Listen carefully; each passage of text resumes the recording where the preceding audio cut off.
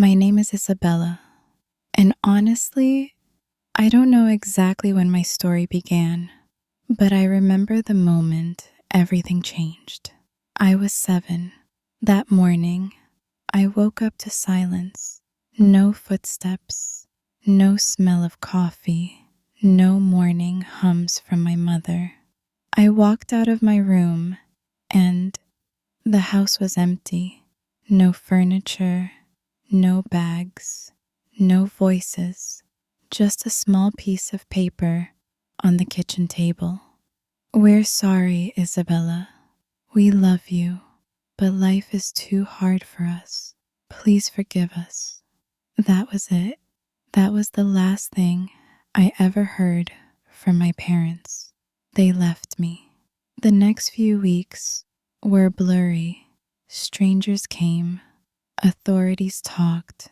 I remember holding on to my little backpack and being taken to a place I'd never seen before.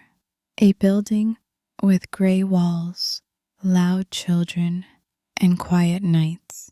It was the orphanage, and that's where I grew up. People think growing up without parents is the hardest part. It's not. It's the loneliness, the feeling that no one in the world is truly yours. At night, I used to cry under my blanket, imagining my mom would suddenly come back, but she never did. School was no easier. Kids whispered, "She's the girl from the orphanage." Her parents didn't want her. I tried to be invisible. I studied hard, stayed quiet, but no matter what I did, I always felt less, like I didn't belong. Teachers would sometimes look at me with pity, but pity doesn't heal anything. Still, I kept going. Year after year, I studied, I dreamed. I told myself, one day, I'll have a home, a real one, a warm one.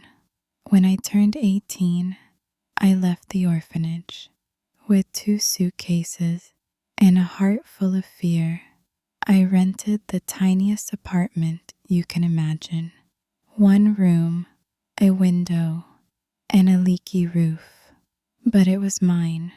I worked during the day at a coffee shop, and I took college classes at night.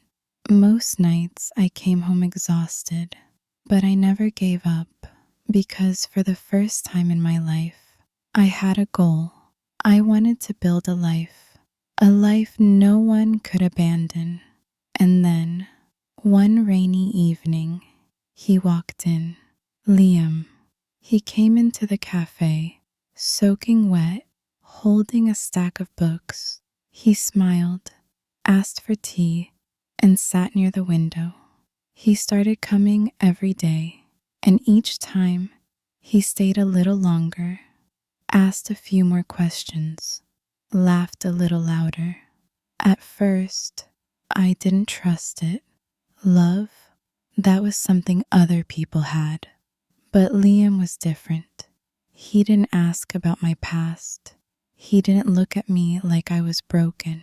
He just saw me, the real me. Over time, I let him in.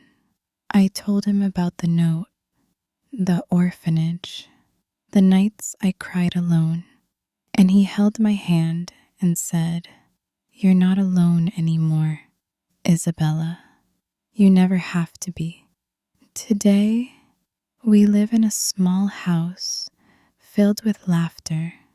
I'm studying to become a social worker because if there's one thing I know, it's how much kids like me need someone to believe in them.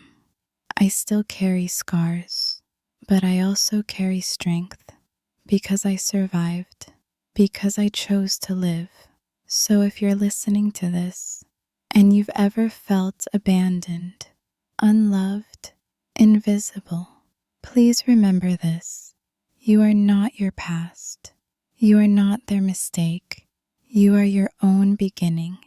And like me, you can write your own ending.